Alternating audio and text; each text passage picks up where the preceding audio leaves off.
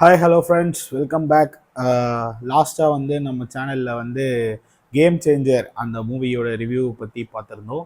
அடுத்து இன்னைக்கு என்ன படத்தை பற்றி பார்க்க போகிறோம் அப்படின்னு சொல்லிட்டு பார்த்தீங்கன்னா, ஆல்ரெடி தமிழில் போட்டிருப்பேன். மத கஜ ராஜா, எம்ஜிஆர். அதான் வந்து இந்த படத்தில் வந்து விஷாலோட கேரக்டரோட நேமு. ஏன் திடீர்னு என்னடா லைனாக வீடியோ போடுறேன் அப்படின்னு சொல்லிட்டு யோசிக்கலாம்.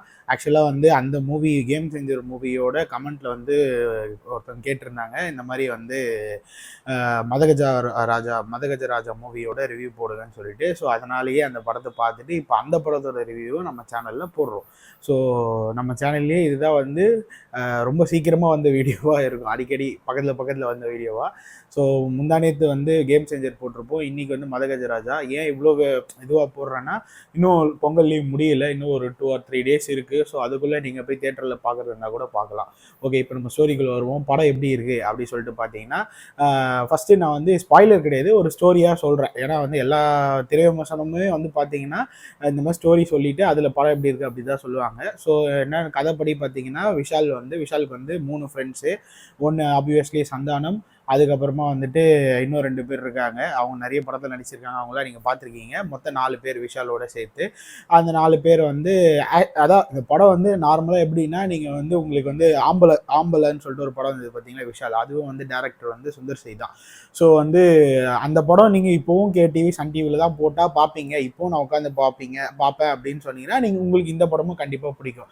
ஸோ என்னென்னா வந்து பார்த்தீங்கன்னா, உங்களுக்கு வந்து 13 years முன்னாடி எடுத்த படம் இது. ஸோ அதனால் இப்போ இருக்க இதுக்கு வந்து, அதாவது எப்படி சொல்கிறது, சில டைலாக்லாம் 10 years பிஃபோர் வந்து அப்போ நம்ம அந்த படம் பார்க்கும்போது ஒரு சில படம் அந்த டைலாக்லாம் பார்க்கும்போது ரொம்ப காமெடியாக இருக்கும். பட் அதே வந்து இப்போ பார்க்கும்போது ஒரு மாதிரி கிரிஞ்சாக அந்த மாதிரிலாம் இருக்கும்.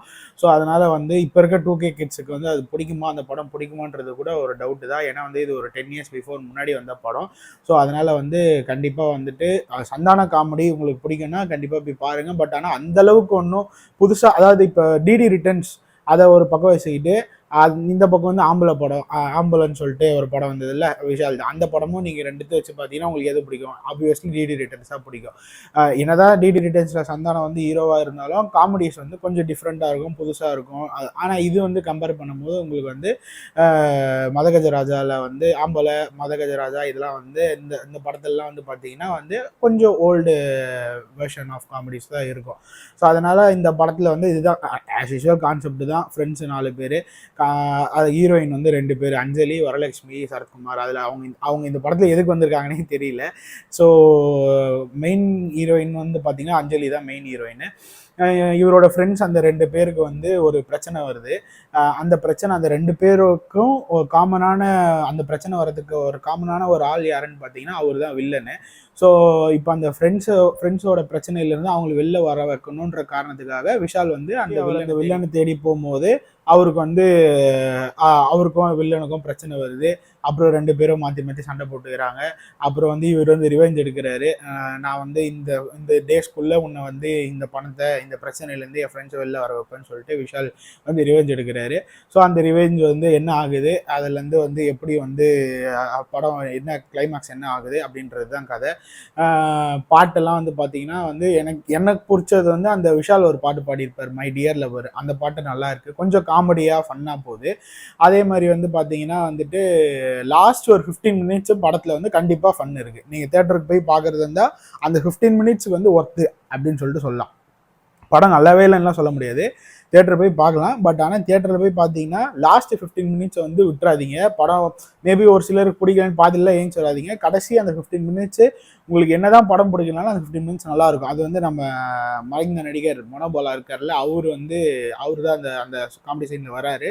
ஸோ அந்த ஒரு 15 minutes வந்து படம் சரியான ஃபன்னாக போகும், சூப்பராக இருக்கும். பயங்கரமாக நிறைய பேர் கிளாப்லாம் பண்ணி சிரிச்சாங்க. ஸோ அதனால் நல்லாயிருக்கும். அந்த ஒரு சீன் வந்து சூப்பராக இருக்கும். ஸோ அதனால் வந்துட்டு நீங்கள் அந்த லாஸ்ட் 15 minutes கண்டிப்பாக பாருங்கள். படம் ஃபுல்லாகவே உங்களுக்கு பிடிக்கலனாலும் கண்டிப்பாக அந்த லாஸ்ட் ஒரு 15 minutes நல்லா ஒரு ஃபன்னாக போகும். மற்றபடி கதை ஒன்றும் புதுசெல்லாம் கிடையாது. ஆக்சுவலி நீங்கள் சுந்தர் சி மூவின்னு பார்த்தீங்கன்னா மோஸ்ட்லி வந்து பார்த்தீங்கன்னா இந்த மாதிரி ஒரு லாஜிக் இல்லாமல் இருக்கும். நீங்கள் ஃபார் எக்ஸாம்பிள் ஆம்பளை படத்துலேயே பார்த்தீங்கன்னா சும்மா மேரெல்லாம் உட்காந்து பறந்து வருவார். ஸோ அதனால் வந்து லாஜிக்கலாக எதிர்பார்த்து போகக்கூடாது. உங்களுக்கு ஒரு ஃபன்னுக்காக நான் போகிறேன் அப்படின்னா நீங்கள் இந்த படத்தை போய் பார்க்கலாம்.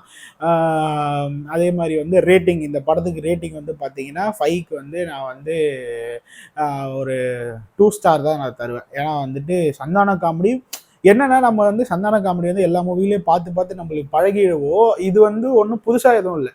அதாவது என்ன இது வரைக்கும் என்ன காமெடிஸ்ல என்னதான் பார்த்தோமோ அதே தான். மேபி எனக்கு தெரிஞ்சு இவ்வளோ நாளாக நான் நினைச்சிட்டு இருந்தேன்னா சந்தானம் ஏன் வந்து ஹீரோ போயிட்டாரு, அவர் காமெடியனாகவே இருந்திருக்கலாம் நான் யோசித்தேன். பட் ஆனால் இப்போ தான் புரியுது, அவர் காமெடியனாக இருந்தால் நம்மளுக்கு போர் அடிச்சிடும். ஏன்னா வந்துட்டு அவர் பண்ணதே தான் திரும்ப திரும்ப பண்ண வேண்டியதாக இருக்கும். எல்லா படத்துலையும் வந்து பார்த்தீங்கன்னா டிஃபால்ட்டாக வந்து சந்தானம் யாருன்னு பார்த்தீங்கன்னா வந்துட்டு ஹீரோவோட ஃப்ரெண்டு எல்லா படத்துலையும் அதே கதை தான். டிஃப்ரெண்ட்டாக ஒரு ரோலும் வரப்போகிறது இல்லை. அதனால் வந்துட்டு அவர் ரோல் பண்ணாலும் நல்லா இருக்குமானு தெரியல. ஸோ அதனால் வந்துட்டு அவர் வந்து இந்த காமெடியன் ரோல்ல வந்து ஹீரோ ரோலுக்கு அடுத்து டிரான்ஸ்ஃபார்ம் ஆகி போனது என்னை பொறுத்த வரைக்கும் இந்த படத்தை பார்த்ததுக்கப்புறம் நல்லதும் தோணுது. ஏன்னா அதாவது அந்த படத்தை இப்போ வந்து நீங்கள் மதகஜராஜா பார்க்கும்போது எப்படி இருக்குன்னா, நீங்கள் ஆயுத டிவியில் சந்தானம் காமெடி ஸ்பெஷல் வந்து ஃபுல்லாக பார்க்குற மாதிரி இருக்குது. இது வரைக்கும் என்னென்ன காமெடியெலாம் அவர் பண்ணார் எல்லாம் ரிப்பீட்டட் கவுண்டரு எல்லாமே ரிப்பீட்டட், புதுசாலாம் எதுவுமே கிடையாது. அதனால் வந்துட்டு ரொம்ப சூப்பர் அப்படின்லாம் கிடையாது. நீங்கள் வந்து அதான் சொல்கிற மாதிரி வந்து ஒரு 10 இயர்ஸ் பிஃபோர் அந்த படத்தை நான் டிவியில் பார்க்கறதுக்கு பதில் தேட்டரில் போய் பார்க்க போகிறேன் அப்படின்னு நினச்சி நீங்கள் போனீங்கன்னா கண்டிப்பாக போய் பார்க்கலாம். இல்லை நான் வந்து எனக்கு புதுசாக ஸ்டோரி வேணும், இப்போ இருக்க இதுக்கு ஸ்டோரி வேணும், அந்த மாதிரி வேணும், டிஃப்ரெண்ட்டாக எதனா பார்க்கணுன்னா நீங்கள் வணங்கான் போகலாம், இல்லை கேம் சேஞ்சர் போகலாம். கேம் சேஞ்சர் நிறைய பேருக்கு பிடிக்கலன்றாங்க. பட் ஆனால் அதான் சொல்ல முடியாது. இப்போ ஒரு நல்ல படமே வந்து சிலருக்கு வந்து பிடிக்கும், சிலருக்கு வந்து பிடிக்காது. எல்லாருக்கும் அந்த படம் கேவலமாக இருக்குது, நல்லாவே இல்லைன்னு சொல்லுவாங்க. ஆனால் ஒரு சிலருக்கு அந்த படம் பிடிக்கும். ஸோ அந்த ஒரு இதில் வந்து என்னோட ஒப்பீனியன் தான் நான் சொல்கிறேனே தவிர நீங்கள் போய் பார்க்கறது அது உங்களோட விஷயம், உங்களோட இஷ்டம். நான் ஏதாவது இது இருக்குது இது இல்லைன்னு சொல்லிட்டு நான் சொல்கிறேனே தவிர நீங்கள் போய் கண்டிப்பாக தேட்டரில் போய் இந்த படத்தை பாருங்கள். இதனால் வந்து எனக்கு ஒன்றும் அந்த ப்ரொடியூசரோ இல்லை டேரக்டரோ வந்து படம் எதுவும் தரப்போகிறதில்ல. என்னோட சப்ஸ்கிரைபர்ஸுக்கு நான் வந்து என்னோட பாயிண்ட் ஆஃப் வியூ வந்து நான் சொல்கிறேன். உங்களுக்கு அது பிடிச்சிருந்தா நீங்கள் போய் பாருங்கள், இல்லைனா பார்க்காதீங்க. அதனால் நீங்கள் பார்க்கலனால எனக்கு ₹1 கூட வரப்போகிறதில்ல, நீங்கள் பார்த்தாலும் எனக்கு ₹1 கூட வரப்போகிறதில்ல. ஸோ அதனால் இப்போ மேபி நான் சொன்னதுக்கப்புறம் இந்த பாயிண்ட் ஆஃப் வியூ அப்போ ஒரு சில பாயிண்ட்ஸ் உங்களுக்கு கேட்டதுக்கப்புறம் உங்களுக்கு அது கன்வீனியண்ட்டாக இருக்கலாம். சரி இதனால் நம்ம அந்த படம் போய் பார்க்கலாம் அப்படின்னு சொல்லிட்டு உங்களுக்கு தோணுச்சுன்னா நீங்கள் தாராளமாக போய் பார்க்கலாம். ஸோ ரேட்டிங்கை சொல்லிட்டேன். 5க்கு வந்து 2 ஸ்டார் தான் வந்து இந்த படத்துக்கு வந்து நான் வந்து ரேட்டிங் தரேன். ஸோ எனக்கு அந்தளவுக்கு இந்த படம் ஒன்றும் அந்தளவுக்கு கனெக்டும் ஆகலை. சொல்கிற மாதிரி வரலட்சுமி சரத்குமார்லாம் ஏன் இருக்காங்கன்னே தெரியல படத்தில். ஒரு அஞ்சலி மட்டும் படத்தில் இருந்திருந்தாலே நல்லா இருந்திருக்கும். ஓகே, மற்றபடி ரொம்ப ஓவர் ஃபைட்டு கோர் சீன்ஸ் அந்த மாதிரிலாம் எதுனா இருக்குன்னா அதெல்லாம் எதுவுமே கிடையாது. நீங்கள் கிட்ஸோட கூட போய் பார்க்கலாம். ஒன்றும் வந்து அவ்வளோ மோசமான சீன்லாம் ஒன்றும் எதுவும் இல்லை படத்தில். ஃபன்னாகவே போகும். ஃபேமிலியாக போய் பார்க்கலாமான்னு கேட்டால் கண்டிப்பாக ஃபேமிலியாக போய் பார்க்கலாம். ஓகே, அடுத்து வேறு என்ன மூவியோட ரிவ்யூ வேணும்னு சொல்லிட்டு கண்டிப்பாக கமெண்ட்டில் சொல்லுங்கள். லாஸ்ட் கேம் சேஞ்சரில் கமெண்ட்டில் கேட்டதுனாலேயே இப்போ நான் இந்த வீடியோவை ரெக்கார்ட் பண்ணி படத்தை பார்த்துட்டு ரெக்கார்ட் பண்ணி அதை வந்து வீடியோ எடுத்து எடிட் பண்ணி போடுறேன். எனக்கு பல வேலைகள் இருந்தாலும் அந்த வேலைகள் நடுவில் இந்த வீடியோவும் எடுத்து நான் வந்து எடிட் பண்ணி போடுறேன். ஸோ அதேமாதிரி கமெண்ட்டில் வந்து உங்களுக்கு அடுத்து என்ன மாதிரி வீடியோ வேணும், இல்லை எந்த படத்தோட ரிவ்யூ வேணும், இல்லை உங்களுக்கு என்ன கண்டென்ட் ஆஃப் வீடியோ அந்த மாதிரி வேணும்னு சொல்லிட்டு நீங்கள் கேட்டிங்கன்னா அதுவும் வந்து என்னால் முடிஞ்சதுதான் நான் தாராளமாக பண்ணுகிறேன். அதுவரை உங்களிடமிருந்து விடைபெறுவது உங்கள் நிர்மல் கிரியேஷன், நிர்மல் ராஜ். டாடா, பாய் பாய்.